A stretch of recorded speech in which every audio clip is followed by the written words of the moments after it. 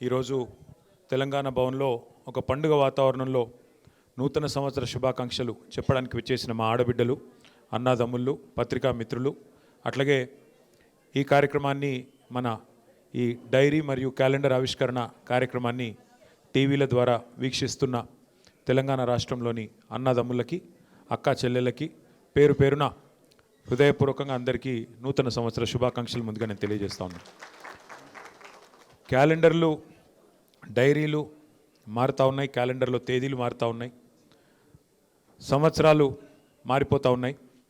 కానీ కాంగ్రెస్ ప్రభుత్వం మీద ఎన్నో ఆశలతో ఓట్లేసిన ప్రజల జీవితాల్లో మాత్రం గత 2 సంవత్సరాలుగా ఎలాంటి మార్పు రాలేదు. ఇంకా ఏమైనా మార్పు వచ్చింది అంటే అది తిరోగమనం వైపు, అంటే తిరిగి ఏదైతే పాతకాలంలో ఉండే పరిస్థితులు ఉండేదో, తెలంగాణ రాక పూర్వం కేసీఆర్ గారు ముఖ్యమంత్రిగా పదవి బాధ్యతలు చేపట్టక పూర్వం మళ్ళీ అదే పరిస్థితి ఈరోజు తిరిగి తిరోగమనం వైపు ప్రయాణిస్తున్న ఈ సందర్భం స్పష్టంగా మనకు కనబడతా ఉన్నది.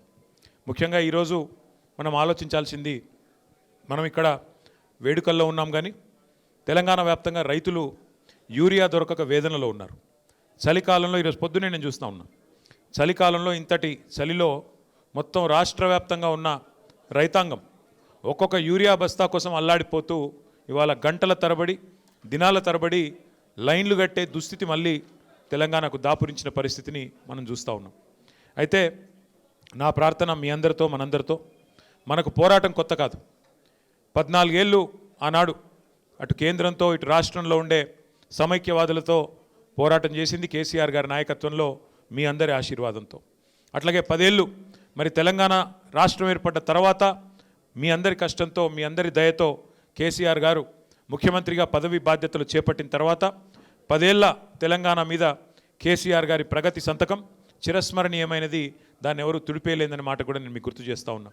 అట్లాగే గత 2 సంవత్సరాలుగా పోరాట స్ఫూర్తితో ఏ రకంగానైతే కార్యకర్తలు, నాయకులు, ప్రజలు కదం దొక్కారో కాంగ్రెస్ పార్టీ యొక్క దుష్పరిపాలన మీద, దాన్ని కూడా మనం ఈ సందర్భంగా మననం చేసుకోవాల్సిన అవసరం ఉంది.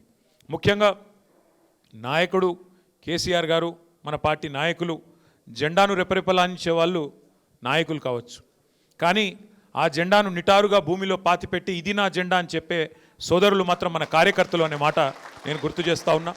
వారి పోరాట స్ఫూర్తికి, అది పంచాయతీ ఎన్నికల్లో కావచ్చు, లేదా గత 2 సంవత్సరాలుగా చేసిన వివిధ పోరాటాల్లో, లగచర్లలో గిరిజనుల మీద జరిగిన దాష్టికానికి వ్యతిరేకంగా, అట్లాగే తెలంగాణ వ్యాప్తంగా రుణమాఫీ పేరుతో జరిగిన దగ, రైతు బంధు ఎగ్గొట్టి 2 సార్లు చేసిన మోసం, 6 గ్యారంటీలు, 420 హామీలు, వాటి మీద ప్రజల తిరుగుబాటుకు నాయకత్వం వహించిన మా కార్యకర్తలకి, మూసీలో జరుగుతున్న దాష్టికానికి వ్యతిరేకంగా గలమెత్తిన సోదరులకి, హైదరాబాద్ సెంట్రల్ యూనివర్సిటీలో భూములు గుంజుకుంటుంటే తెగువను ప్రదర్శించిన మా విద్యార్థి సోదరులకు, సోదరీమణులకి, అట్లాగే ఈరోజు రాష్ట్రంలో జరుగుతున్న ప్రతి అన్యాయంపై ఎలుగెత్తి పోరాడుతున్న మా తెలంగాణ తమ్ముళ్ళు, ఆడబిడ్డలు, పేరు పేరున బారాస సైనికులు, భారత రాష్ట్ర సమితి సైనికులందరికీ హృదయపూర్వకంగా నేను వారికి శిరస్సు వంచి వినమ్రంగా నమస్కారాలు, వారికి అభినందనలు కూడా తెలియజేస్తా ఉన్నా.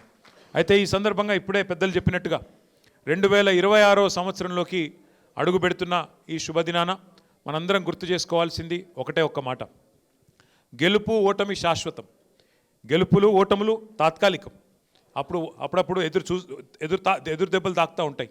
కానీ ఒకటి మాత్రం పక్కా, ప్రజల గుండెల్లో, తెలంగాణ ప్రజల గుండెల్లో కేసీఆర్ గారిది గులాబీ జెండా స్థానం మాత్రం శాశ్వతం అనే మాట నేను మీకు గుర్తు చేస్తూ ఉన్నా.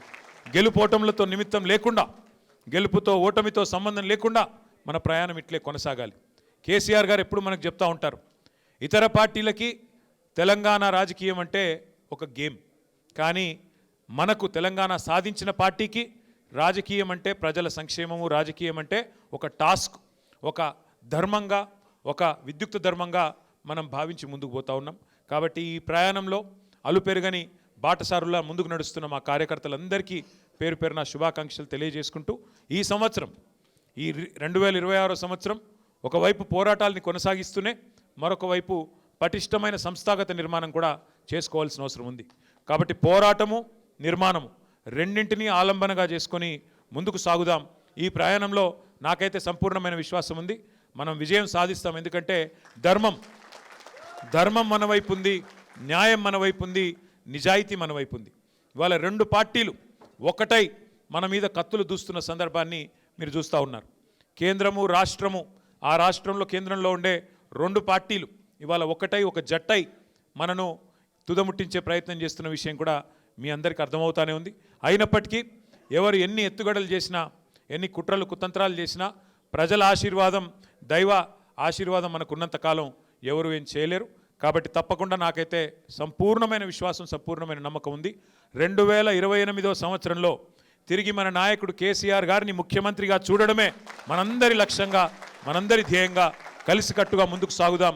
తగిలే చిన్న చిన్న ఎదురు దెబ్బలను పెద్దగా దృష్టిలోకి తీసుకోకుండా జాగ్రత్తగా ముందుకు పోదామని చెప్పి తెలియజేస్తూ